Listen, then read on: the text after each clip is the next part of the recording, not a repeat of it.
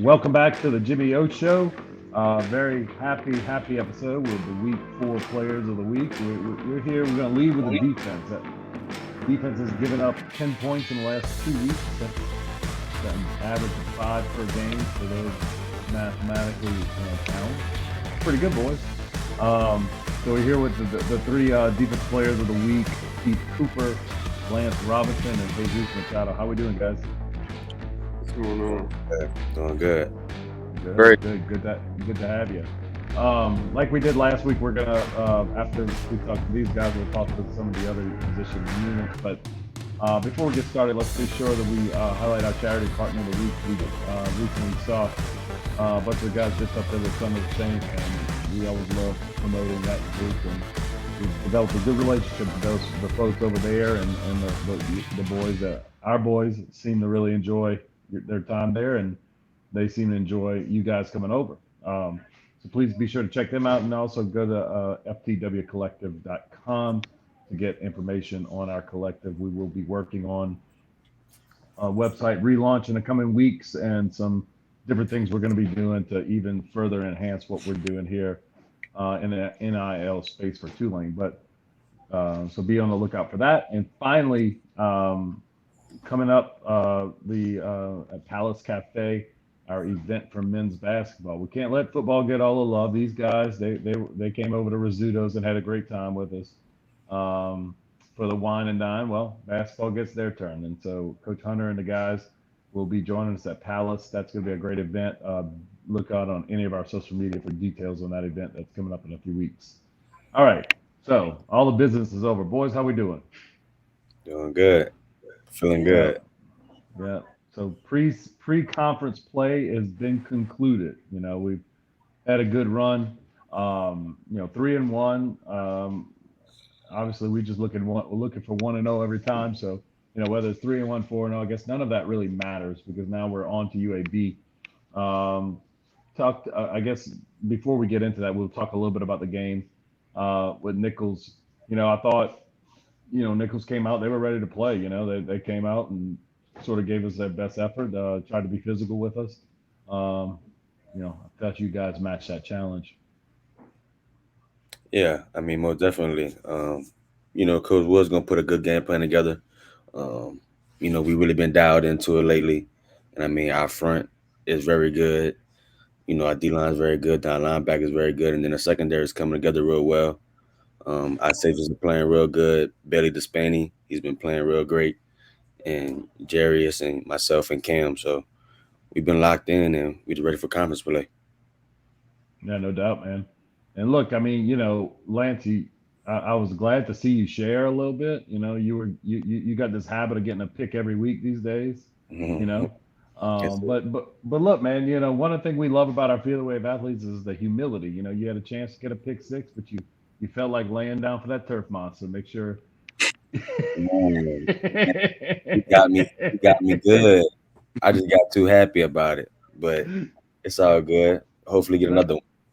Yeah, man. Look, you showed off some return skills there, man. I was really impressed with your reading the block, setting up, everybody working hard to block for you. Yes, It's quite sir. impressive.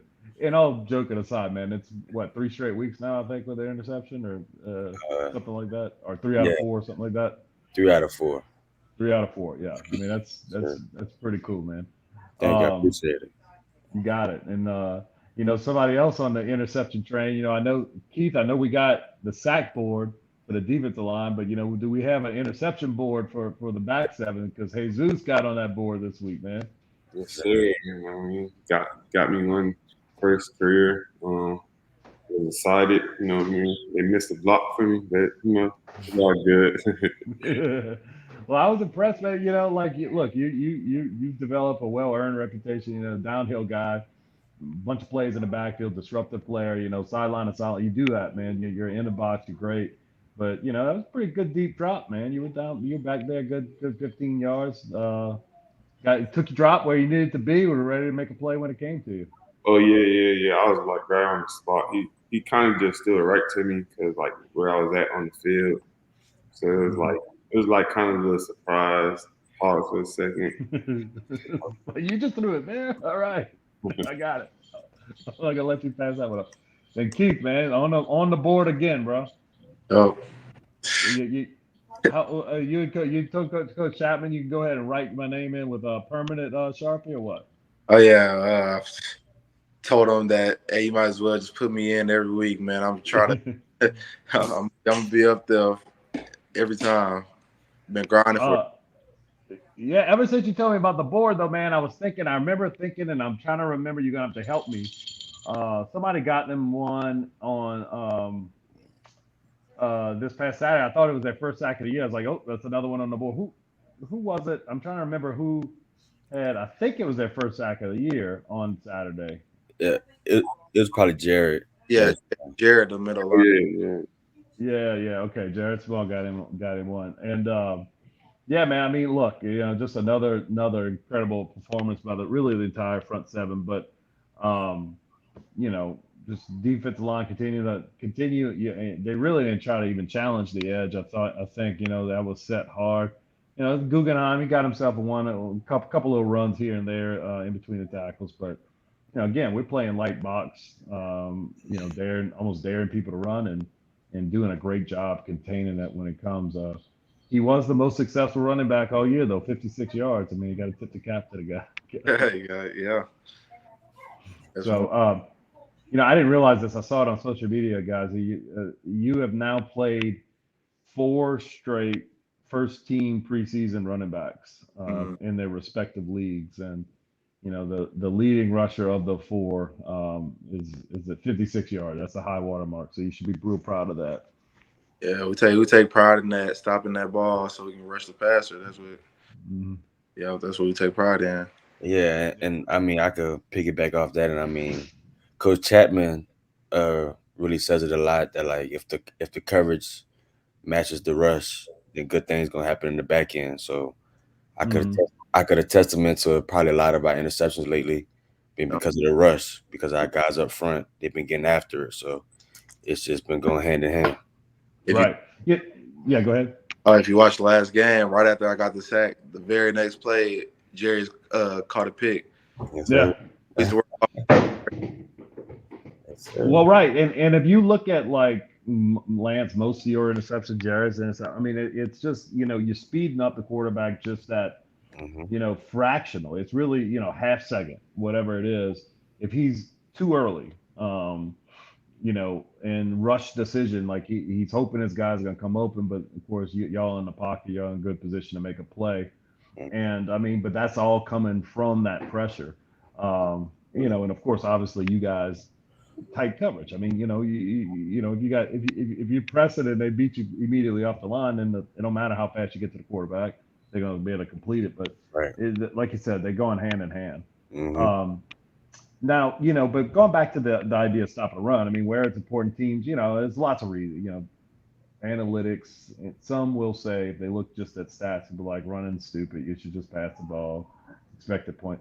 But the reality is, the run game has a couple impacts. First of all, the physicality of football can't ever be taken out. And there's a if you're the more physical team, if you're the team that's stopping the run and you're the team that's running the ball, you're exerting your will on the other team. It has a psychological effect, right? Mm, But then the other thing is what you're kind of getting at. You give Coach Woods a behind the chains situation, he's going to dial up some pretty special pressure. hmm Well, definitely. yeah. Yeah, and even my guy Jesus is an off-ball linebacker who appreciates those situations because you don't ever know who's coming, man. They coming from all angles. It's not like we're rushing 6, 7, 6 very often. Even Mhm. five-man pressures aren't that common. But it's four, but you never know where they're coming from. Yeah, and then going back to what you said about the run, if you can't control the line of scrimmage, then you can't do anything. If you can't stop the run, then you can't stop nothing. So the run does set up everything, and then if we can get guys into obvious passing situations, we feel pretty good about our odds on that. So Where we make money. And guys, I guess we'll start to wrap it up here, but just quick look ahead. Starting conference play, man. Get a celebrity coach. He's not Coach Prime, but Dilfer is a man of has spent a lot. Millions of Americans have watched him on prognosticate. It seems like he's doing a pretty good job with that program. Big overhaul and all that. But what do they bring to the table as an offense? Uh, I mean, shit, you can go first, Keith. You could talk about them first. The run game. Yeah, the run game. Like I said, like every week, I feel like gotta impose our will on them. We just gotta dominate, knock them back, punch first. If we smack them in the mouth first, we can get to those passing situations, and that's when we can get all of our picks. We can get all of our sacks. This is how we control our game. Hmm. You And know, you go ahead, Go Zeus. ahead, Zeus. just pick back off of Keith said. We just fair week in and week out like how we will for any other game. Just to stop the run, and then once they think they can pass the ball, we're gonna stop the pass, and then also. Yeah, and I mean, just like the boys said, like stopping the run is big. If you control our line of scrimmage, and you can, we feel good about our eyes. But as far as receivers and the quarterback, I think he came from Baylor. He's a pretty good athlete, and he got some good skill players. So I mean, Coach Wood's gonna dial it up. They can put us in the best situation, and we got to go out there and do our jobs. Yeah, Yeah. we Yeah, I got. think he's completing something like 70-75% of the pass. I mean, he presents a challenge. There's no doubt Yeah, about it. We got to be on point. most definitely. Look, they scored 21 on Georgia, so y'all got to go. You got to demonstrate, of course, that you got a better defense at Georgia. Hmm. They only put about 12 first rounders in the NFL the last 2-3 years, so Yeah. it's our turn. Uh, Yeah, well, we can make that deal, man. Y'all go out, y'all go out and ball and contain them better than Georgia did. I'd like to see that. Most So definitely. here, but All right, I trust y'all will. So, all right, guys. Well, thank y'all for your time. I appreciate it. Jumping on late night to accommodate my schedule, really, and congrats on being defense players of the week last week. thank all right, thank you, Jim. Thank you for having us. you. You got it. Talk to y'all soon. Bye. Bye bye.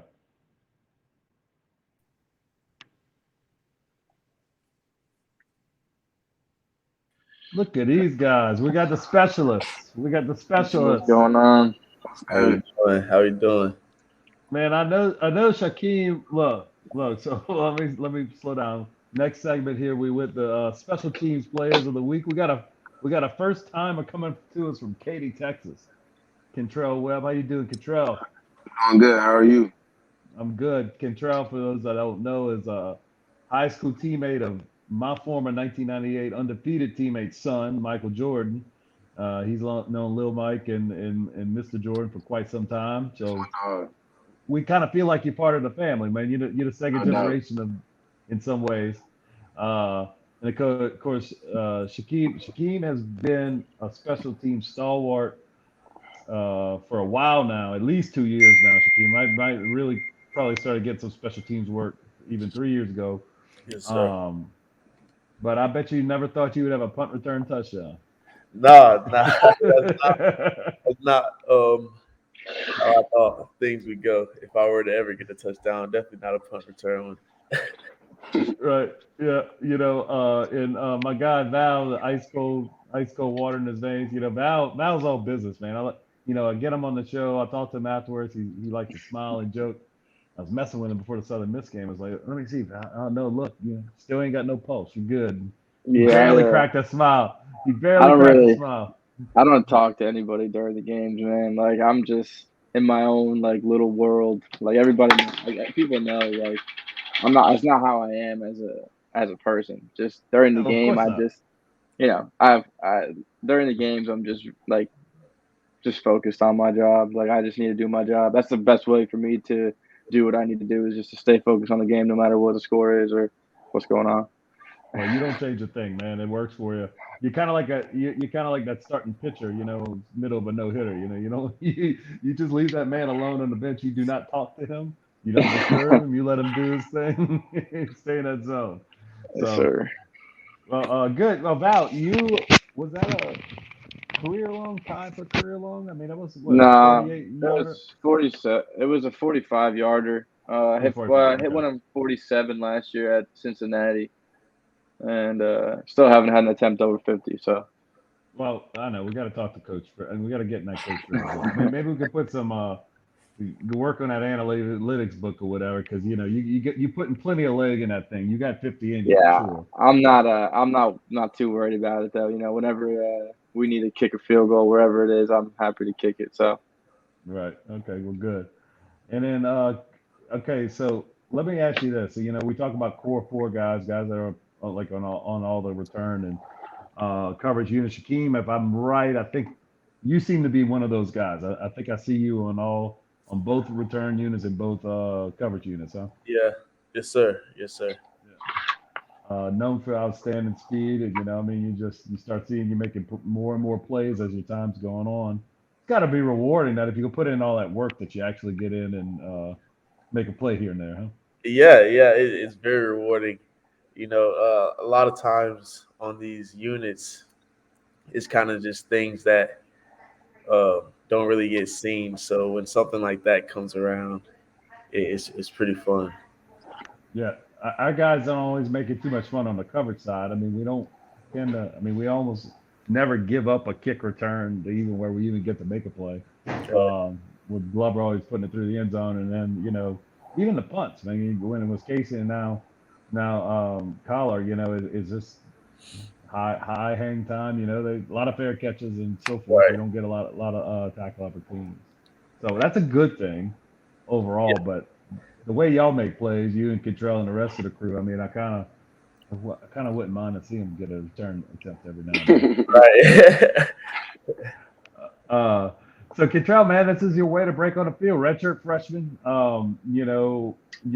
What's it like to, I guess, using special teams as the opportunity to sort of start making your mark as a Tulane football player. Feels great. I love being on the field with my guys. It's just, I feel wonderful.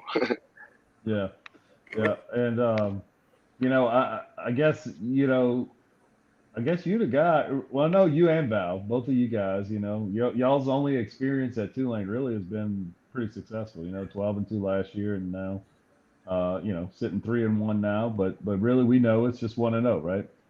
Oh yeah, Um, every week. and on deck, UAB comes in. Famous head coach.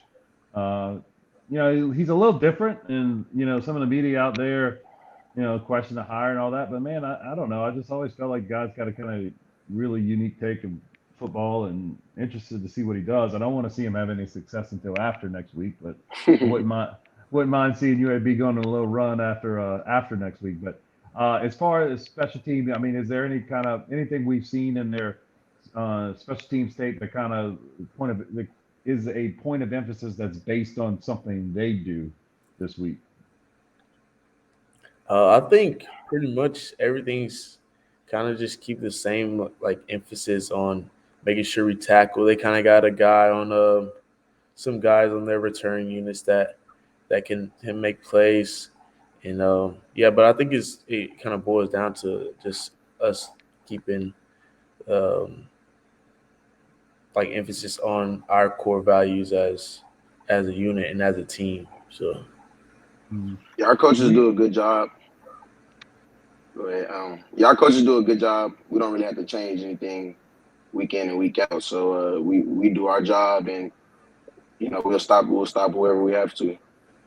y'all kind of like my guy Val, man. Y'all can block everybody else out as long as we take care of us, right? We're in the right Right. place, we on the right time, etc. It's gonna take care of itself. right. Yeah. Yeah, yeah, no doubt, no doubt. Well, look, guys. I mean, I look forward to seeing 11 a.m. kickoff. It's gonna be a little still be a little warm still, but we're a morning team. We practice every morning. Now I understand UAB does that as well. So everybody should be ready to play. No excuses. Out there in the sunshine. Let's go have a good day out there. Huh? Oh Right. yeah. yes, sir. Let's do it. Yeah, no doubt. Well, guys, thank y'all for your time and accommodate my schedule coming on late like this. But I look forward to seeing each one of you. Val, you're making it a habit now, man. This is like 2 of the 3 weeks we do it. But you're a player of the week. That's good. But y'all keep coming on. Y'all keep earning these honors, and I'd love to keep having y'all on the Jimmy O show. We could do that. Yes, Yes, sir. sir. No doubt. I appreciate it. Appreciate it. All right. Appreciate it. I You guys, appreciate it. Appreciate y'all, man. Thanks for all your hard work. See y'all soon. Have a good night. All right. Bye-bye. Jimmy, how is it odd that they practice in the morning? Do a lot of teams practice in the morning? I don't think a lot do. Tulane does it. Just the way the way they manage the class schedules worked out a little better. So guys take mostly afternoon classes, and then they have to take afternoon classes, and then they take night classes. But when I was there, we practiced afternoon, and we had guys. Now it was only certain majors, and the guys weren't really like stud football players because they were like it was engineering mostly. Right. So, like these guys who were in engineering would like have to miss like critical practice, like Tuesday practice. Tuesday's your heaviest work day. They would have to miss Tuesday practice because that's the only time you can take like the engineering lab or whatever.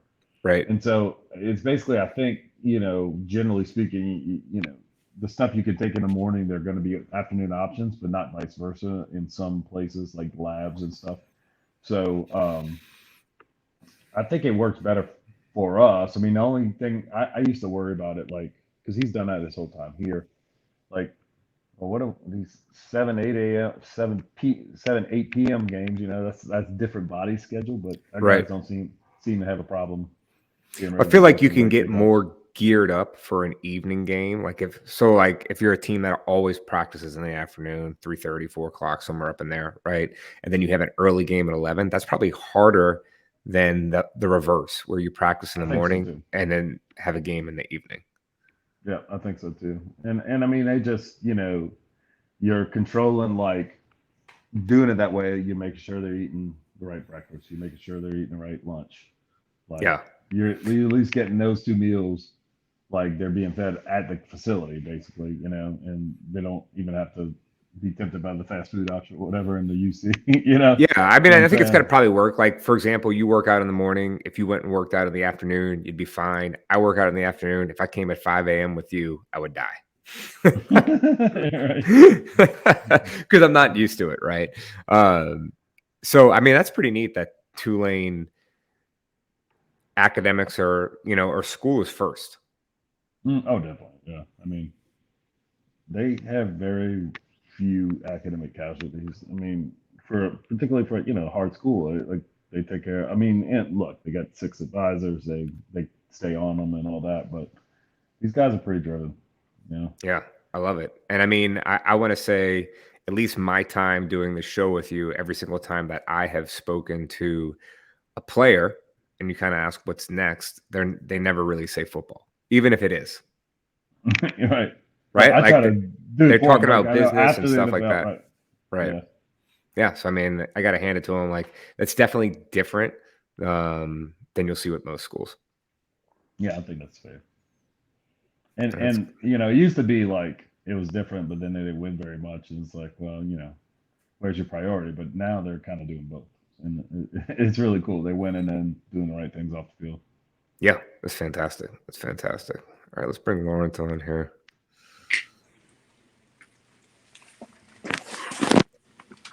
He's getting it together. Yo. Hey, Jeez. How's it going? My man. Dog. You ever watch Tombstone, Lawrence? I haven't. Okay, you gotta watch Tombstone. But there's this like cowboy. This cowboy and it said, "Law don't go around here, law dog." That's one of his lines. I'll have to go check that one out. Yeah. Oh man. I like this. Is this a late night for you, Lawrence? No, not really. I just got back from campus. I was actually watching film for a little bit. So it was perfect timing because I had a chance to stop and get some food, and I got home right on time. Yeah. Hey, do they? I was just talking to Bradley about the meals. I know they do the breakfast and lunch at the facility. Do they have that? Yes, Pratt. They have the Greenwell Grill at night too. Or are y'all kind of on your own for that? Stop. All right, it's available, but you got the option, I guess. I think, I think we can still go in at any time, but I don't know. Sometimes I just be wanting a little southern, a little seasoning. You're a New Orleans guy, man. Yeah. I did notice that the times I've eaten. Lawrence, what'd you pick up on the way home? I got some Popeyes. Oh, Yeah. what'd you get? 5-piece tender combo, sweet All right. tea, red beans. Quick story. I used to get Popeyes on the way home from Mardi Gras every single year on Mardi Gras Day. And then one time, eventually, like a lot of the Popeyes stopped selling onion rings. And I went to 4 different Popeyes on Mardi Gras Day looking for onion rings. I'm I not like sure. I like to take my onion rings and dip them in the red beans and rice. I never tried that. It's delicious. So we I got like two to get the spicy recommendations. chicken tenders. Spicy chicken, the spicy. spicy strips with Mm. onion rings, red beans, and a biscuit. And that's a fat boy meal right there, my friend. Can't go wrong. Pratt, you ever Can't go seen wrong. Tombstone? What was that? Tombstone, the movie Tombstone, or y'all too young? No, he's too young. Jimmy, I've barely seen it, and I'm in between both. Val Kilmer, come on, man. Doc Holliday. Oh, it's fantastic. Okay, well, check it out. But anyway, I'm not gonna do the Law Dog thing again since you didn't see it. I figured, Michael, I thought you were an eclectic man with all these different things in your background. So, who are we waiting on here?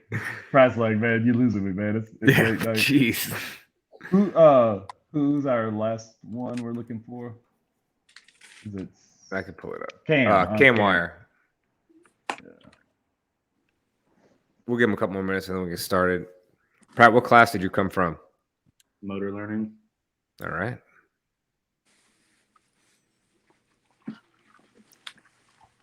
I'm texting Cam real quick. And we'll give him a couple minutes. If he can join and Kelly can catch him later in the week. That's a sick shirt, Lawrence. I appreciate it.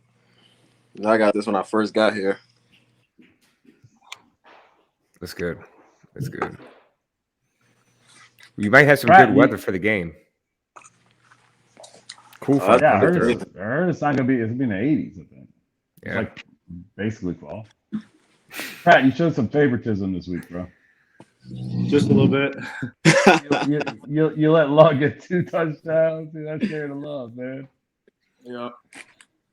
We'll do it for the show. All right. Well, let's get started. If Cam hops on, just let him in, and then if not, we'll have him jump on Kelly's show. All right. Peace, guys.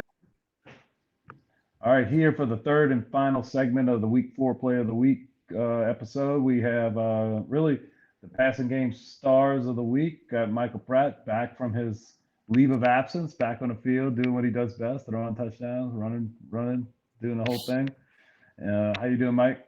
Doing well. Good to have you, man. And of course, Lawrence Keys, the man of the hour, 2 touchdowns, including the record-breaking Michael Pratt career touchdown. I was teammates with Patrick Ramsey. That's a long-standing record you broke, Michael. Lawrence, what was it like to be on the receiving end of history, man? Man, I don't know. Like, I'm still kind of like speechless about it, but it was definitely an honor to like also do it in my hometown. And fun fact, I didn't actually know that, that we broke the record. I remember speaking about it. Well, it was me, Pratt, and Quan. We spoke about it before like the season started. Quan told Praise like, we're gonna break that record this year, but I don't know when, but we're gonna do it. It was just so happened happen that game. And I didn't like initially find out till like after the game when Coach Fritz mentioned it in the locker room. So yeah, it's cool, man. And Michael, look, you've done so many things here at Tulane, but I mean that's a pretty special record. Like I said, Patrick broke that in like the 2000 season or whatever, and I think it was from the 80s before then. I think Terrence may have had it. Terrence Jones, you may know. I mean. They don't get broken that often. I guess tell us a little bit about I guess it feels good to hold the record, right? Did you realize it at the time that happened, or something you learned after the game? No, I knew at the time. I didn't know prior to the season that I was getting close until some people started talking about it, and then I came to find that out. But yeah, a couple of people before the game let me know that I just needed one more to break it. But just a cool experience. I wasn't necessarily worried about it before the game or before we were getting close or whatnot, but after it happened, it was really cool. Yeah, Michael, you're one of the toughest guys I've ever seen playing football. But I got to be honest with you, when you, as a fan now, like every time we see you limping and everything coming off the field, I'm like, oh, come on, Pratt, be okay. It's like it's almost like we know you're tough, but yet it seems so fragile. It's a weird thing, but you're feeling all right. I think you good to go. Yeah, I'm good. Yeah, good. I'm just feeling good.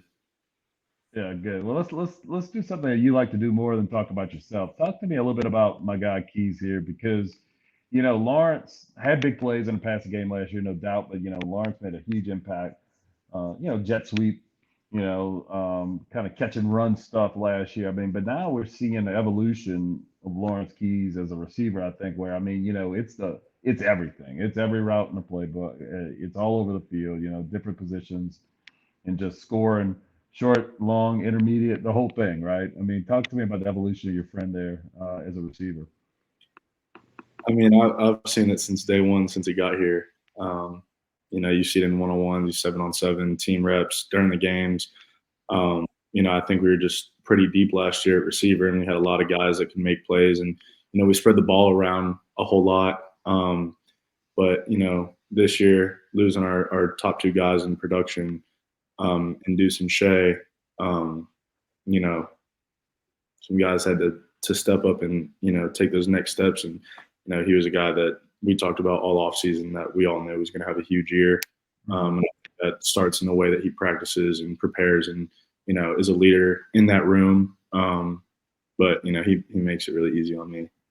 Yeah, there's no doubt, man. I mean, he's a good dude. I mean, Lawrence is just from day one. The first time I've ever met you, Lawrence, the whole thing. You've just always been a solid guy this whole time. It's been a great addition you've been a great addition to the Tulane program. So, guys, we could do it all day, but looking back in that game, I thought, Nichols came out. They came out to fight. They had a little chip on their shoulder. I thought they were pretty aggressive, selling out to stop the run. I think heavy pressure, Mike. I don't know if they showed that on tape, but it seemed like they were multiple numbers, trying to bring more than we could protect at times, heavy pressure. Was that sort of a surprise, or did we kind of expect to see some of that stuff from them? I think the difficult thing with them last week was the fact that they had their bye week right before they played us.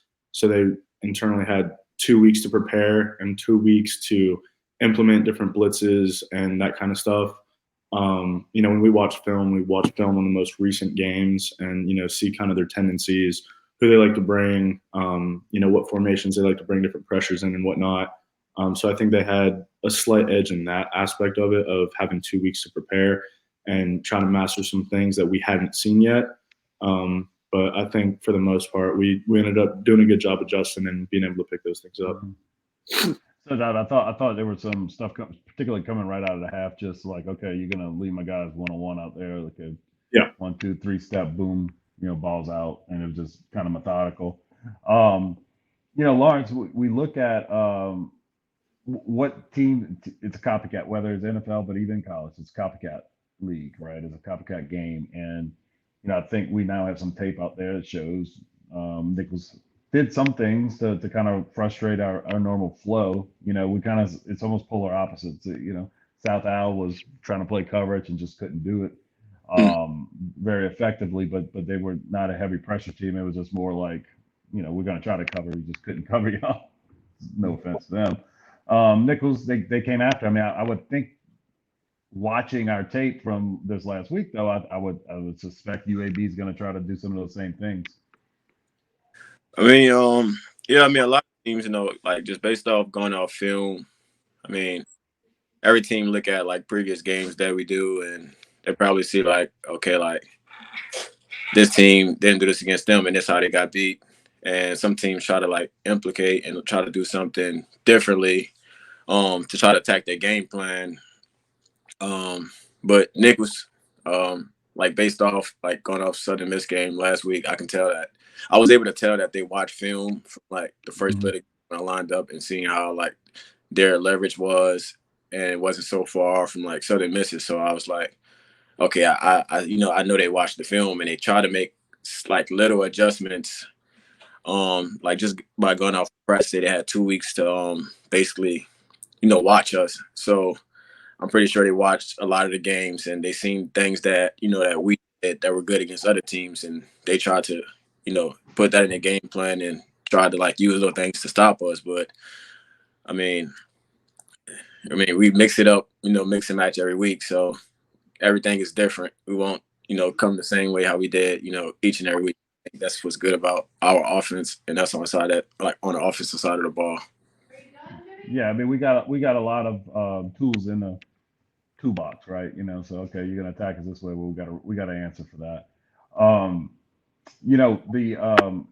the one thing that I just kind of one of the things that stuck out of everything in the game, and it's a credit to you guys as well, but you know I think it speaks of Tulane culture. It's really the special sauce for Tulane is the culture that you guys have. And when Gabe Blue got that pick at the end of the game, it seemed like the entire sideline, offense, defense, everybody was fired. I mean, everybody was like trying to mob him after that pick. It wasn't just like turnover middle of the game, regular game. The defense does their thing. They got the turnover chain, et cetera. They get all hyped. Y'all got to go on the field here. Mike, Lawrence, all you guys were sort of hyped and celebrating Gabe's success. Yeah, no, I think that's really important. When you got 110 to 120 guys on a roster that go out there and bust their butt there and practice every single day just as much as anyone else does. When they get to go out there and play in a game like that and have success and do something well, it's something that everybody's really excited for. It's something that is, really cool to see. And, what they're doing, if they're a scout team guy and they're helping our offense, if they're a scout team defensive guy and they're helping our offense get better, I think just being able to get in the game and make a play is something that's really rewarding and, something that, we want to have every single week. We want to be able to get as many guys in as we can, just to keep that motivation and, guys having fun. Yeah. There's no doubt, man. Look, so I'm going to tell y'all this. Just thank y'all for not only just the success we get to have as fans, but like I bring all my kids to the games, and there's so many lessons that you guys put on that field that I can then point to them and say, hey, look, you see how these guys are doing that. And it's not about the great plays. It's about the way you support one another. It's about picking each other up. It's about the toughness, the resilience. These are parenting lessons that are baked in, and it's not every team is like that. You guys are, and I appreciate it. And so we were about to wrap up. Our guy Cam joined us. Cam, what's going on, man? What's going on? How you doing? That's good. I'm good, man. Look, how you feeling? You feeling all right after that? Those guys were coming after you a little bit on Saturday. Oh yeah, I'm feeling pretty good heading into this week. Good. Very good. All right, you feel good about protecting my guy Pratt's blind side there, of course. Yeah, he gonna be good. Very good. I like that. It's always reassuring when like a man that makes me look small is doing that job. Yeah. So Campbell, congrats, man. I think these the guys on the right side of the screen.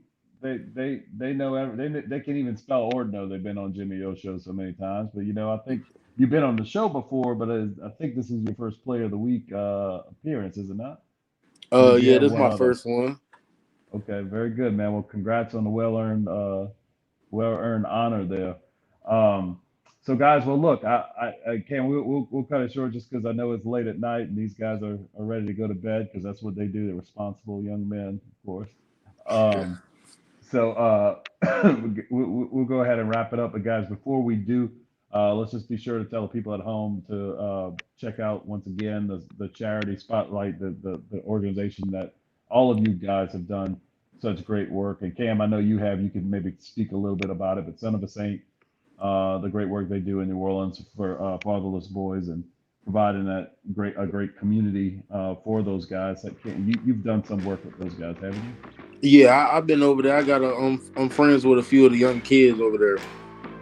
Yeah, I think that's what's so cool, man. It's not like y'all just go in once and y'all forget about it. Mike, I know you've been there a ton of times. Lawrence, you've been there a ton of times. You guys have developed relationships with these guys. And ultimately, that's what they're looking for. And it's awesome that you guys deliver on that. So that's the charity partner, and of course the FTWcollective.com. Check out our website, find out ways to get involved, help our collective, help these guys, man.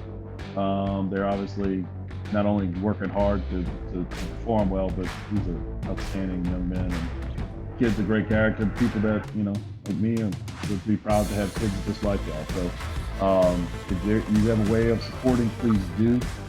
Check out that website, FTWcollective.com. So next time, guys, let's roll Wave. Roll Wave. Hey. Thank you. All right, got it, guys. All right, Jim.